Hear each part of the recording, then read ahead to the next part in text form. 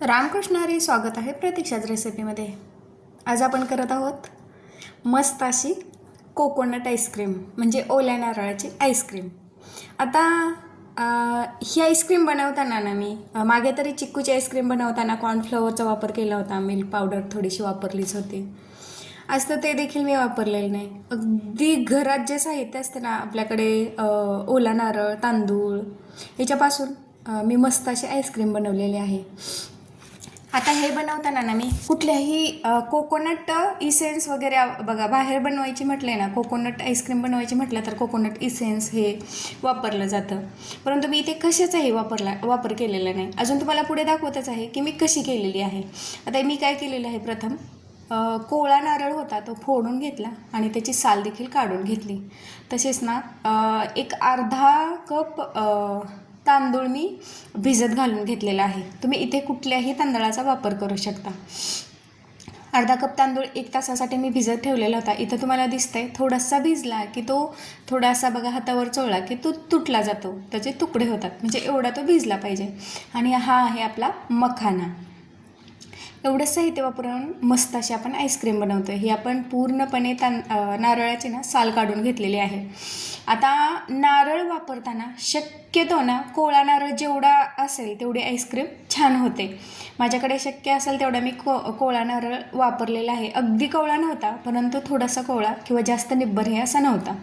अशा पद्धतीचा मी इथे नारळ वापरलेला आहे। आता काय केलं मी, साधारण अर्धा लिटर मी दूध घेतलेलं आहे। त्याच्यावर ना 1 लिटर दुधाची पूर्ण साय मी वापरलेली आहे। तुम्हाला मागे देखील सांगितलेलं आहे की आपण बाहेर आईस्क्रीम बनवताना बघा सर्रास पाम ऑइलचा वापर केला जातो, त्यामुळे सॉफ्ट अशी आईस्क्रीम होते।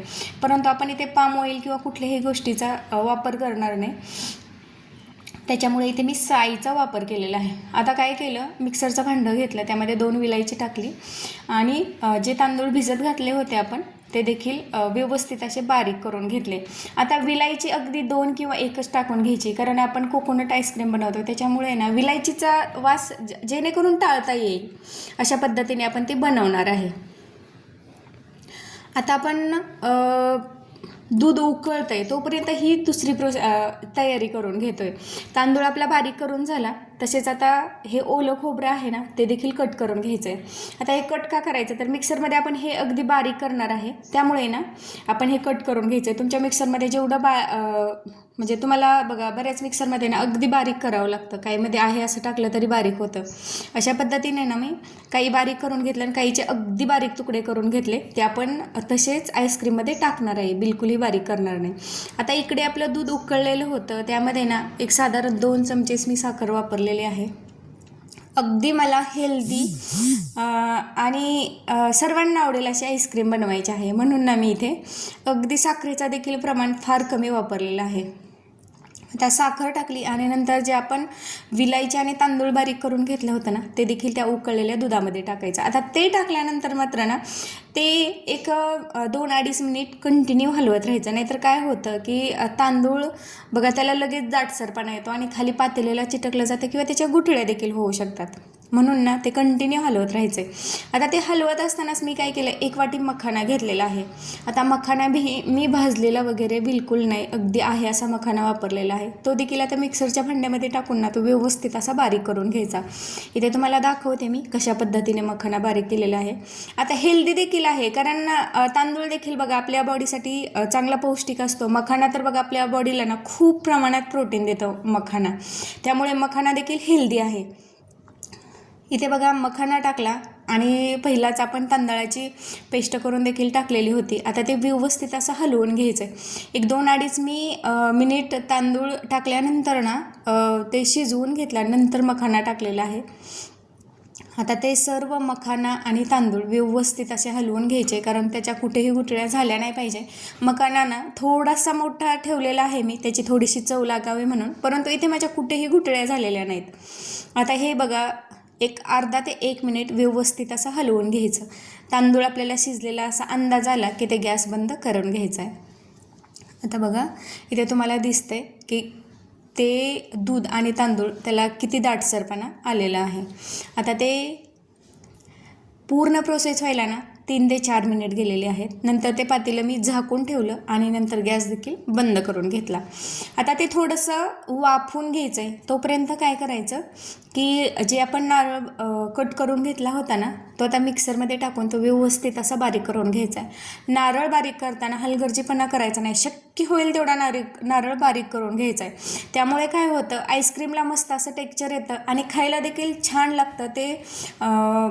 त्याचं बघा पूर्ण रस त्या आईस्क्रीममध्ये उतरला जातो. आता मी जरासं बारीक करून घेतलं, परंतु तो अगदी ड्राय झाला. त्यामुळे ना पूर्ण बारीक होत नव्हता. म्हणून त्यामध्ये जरासं दूध टाकलं आणि ते आता व्यवस्थित असं बारीक करून घेतले.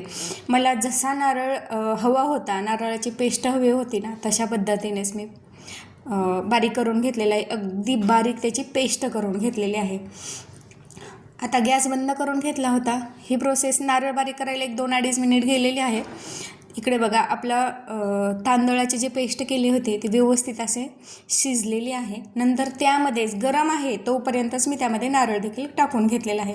आता तुम्ही त्यामध्ये नारळ टाकून जरी एक वाफ काढली किंवा गॅस चालू ठेवूनच ते शिजवलं ना, तर काही प्रॉब्लेम येत नाही. अगदी दूध काही खराब होत नाही किंवा कुठलाही त्याच्यावर वाईट असा परिणाम होत नाही. परंतु नारळाला थोडासा जरी खाली पातेल्याला चिटकला ना, तर त्याचा थोडासा करपट वास येतो. हे पूर्ण टाळण्यासाठी ना मी ही पूर्ण प्रोसेस पातेलं गॅस बंद करून पातेलं खाली घेऊन केलेली आहे. आता ते देखील मी व्यवस्थित असं नारळ टाकल्यानंतर हलवून घेतलेलं आहे. तुम्हाला इथं दिसत आहे बघा त्याचं बॅटर किती मस्त असं झालेलं आहे. अगदी पातळ किंवा अगदी घट्टसर असं ते झालेलं नाही. इथं तुम्हाला मी पळीतून खाली टाकताना दिसत आहे की त्याची कन्सिस्टन्सी अशा पद्धतीची झाली पाहिजे. आता ते तुम्हाला शक्य होईल तेवढं तुम्ही ते फेटून घ्यायचं आहे. तुम्हाला जर वाटलं ना थोड्याशा त्यामध्ये गुठळ्या झालेल्या आहेत किंवा नारळ थोडासा आपल्याला मोठा वाटतोय, तर ना तुम्ही अजून एकदा ते मिक्सरमध्ये घालून ना बारीक करून घेऊ शकता. जास्त टेन्शन घ्यायचं काम नाही. कारण ना बऱ्याचदा काय होतं, नवशिक्या मुली असतील ना, तर बऱ्याचदा तांदूळ शिजवून घेत असताना त्याच्या गुठळ्या होऊ शकतात. तर जास्त काही त्याचा ताण घ्यायचा नाही. आता इथे एका चमच्यामध्ये घेऊन ना मी ते किती गोड झालं ते बघून घेते. कारण अगदी सपक आईस्क्रीम असेल ना, तर ती खावीशी वाटत नाही. अगदी मी साखर ना दुधाच्या आणि तांदूळ नारळाच्या प्रमाणात खूप कमी टाकलेली आहे. मला थोडंसं इथे बघा सप्पकच वाटतंय. परंतु आता मी पुढे मध टाकणार आहे. आता काय केलं मी, जे आपण नारळ अगदी बारीक त्याचे तुकडे करून घेतले होते ना, तो देखील त्यामध्येच मिक्स केला. हे असं का, तर आपण कोकोनट आईस्क्रीम करतोय त्यामुळे थोडेसे ते दाताखाली देखील लागले पाहिजेत नारळाचे काप. त्याच्यामुळे आपल्याला असं फिलिंग येतं की हे बाबा ओल्या नारळाची आईस्क्रीम आहे. आता बघा पूर्ण बॅटर असं मस्त तयार झालेलं आहे. नारळाच्या वरची साल म्हणजे नारळाच्या पाठीला जे काळसर असतंय ना, ते पूर्ण काढून घेतल्यामुळे ते मस्त अशी पांढरी शुभ्र आपली आईस्क्रीमचं बॅटर तयार झालेलं आहे. आता बऱ्यापैकी ते थंड झालेलं आहे. आता चवीला थोडंसं सप्पक लागतंय, मी म्हणून काय केलं तर त्यामध्ये मध टाकून घेतला. तुम्ही मधाऐवजी साखर देखील टाकू शकता. परंतु गूळ टाकणं बघा तेवढं शक्य नाही. कारण गुळामुळे ना आईस्क्रीमची चव बदलते आणि एखाद्या वेळेस ना थंड जरी दूध असेल ना, तर ते फुटण्याची शक्यता असते. यामुळं काय होईल की दूध एकीकड, पाणी एकीकड, गूळ असं होण्याची दाट शक्यता असते. त्याच्यामुळे मी गूळ इथे वापरलेलं नाही.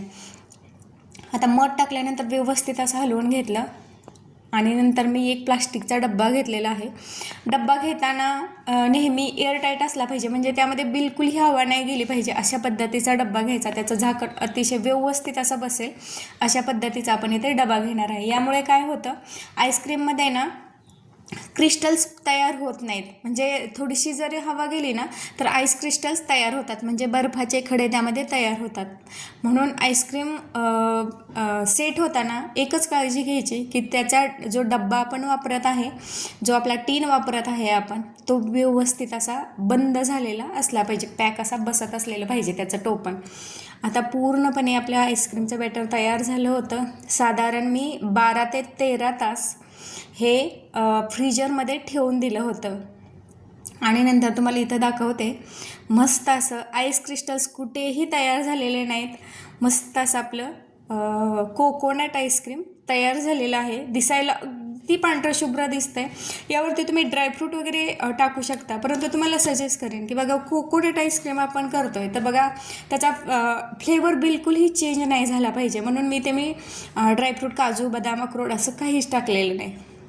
आता चमच्यामध्ये तुम्हाला मी थोडंसं काढून दाखवलं. मस्त अशी त्याची चव लागत आहे, अगदी नॅचरल आईस्क्रीम असल्यासारखं टेस्टी झालेलं आहे.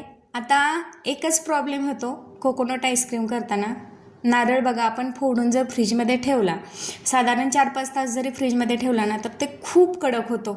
तशाच पद्धतीने काय होतं, आईस्क्रीम देखील ना खूप अशी कडक होते. त्यामध्ये आईस क्रिस्टल बिलकुलही तयार होत नाहीत, परंतु ना त्यामध्ये आपण खूप प्रमाणात नारळ वापरलेला आहे, त्यामुळे तो खूप असा टणक झालेला आहे, कडक झालेला आहे.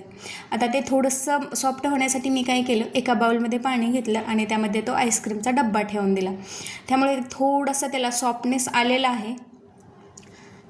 आणि एक साधारण 3-4 मिनिटच मी ठेवलं होतं, तरी देखील बघा ते व्यवस्थित असं बऱ्यापैकी ते सॉफ्ट झालेलं आहे. खालून बघा, खालून पाण्याचा थोडासा त्याला असर लागल्यामुळे ना ते खालून व्यवस्थित असं निसटलेलं आहे.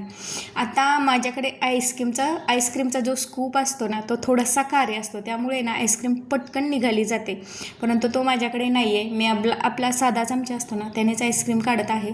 तो काही जास्त कारी नसतो, त्यामुळे थोडासा त्रास होतो, परंतु चाकूने मी थोडंसं ते हलकं त्याला टोचे पाडले आणि नंतर आईस्क्रीम काढायला सुरुवात केली. तर व्यवस्थित अशी आईस्क्रीम निघालेली आहे. आपली चिक्कूची आईस्क्रीम बघा पटकन व्यवस्थित असे निघाली होती, परंतु हा कोकोनट आईस्क्रीम असल्यामुळे ना ते थोडासा त्याला कडकपणा येतो. त्यामुळे त्या बिलकुल टेन्शन घ्यायचं नाही, ती चवीमध्ये बिलकुल फरक पडत नाही, परंतु थोडीशी कडक होते. आता इथे मी थोडासा चाकूच्या साहाय्याने थोडीशी लूज करून घेतली होती आणि नंतर ती आईस्क्रीम बाउलमध्ये टाकून घेतली. चवीला अप्रतिम लागते. कुठलेही इसेन्स असेल, कॉर्नफ्लॉवर, मिल्क पावडर, कुठलंही आपण काहीच वापरलेलं नाही. अगदी नॅचरल, घरगुती आणि पौष्टिक, हेल्दी अशी तुम्ही पोटभर खाल्ली ना तरीही चालेल अशा पद्धतीची आईस्क्रीम आपली तयार झालेली आहे. ही रेसिपी कशी वाटली मला नक्की कमेंटमध्ये सांगा. लाईक करा, शेअर करा आणि सबस्क्राईब करा. धन्यवाद.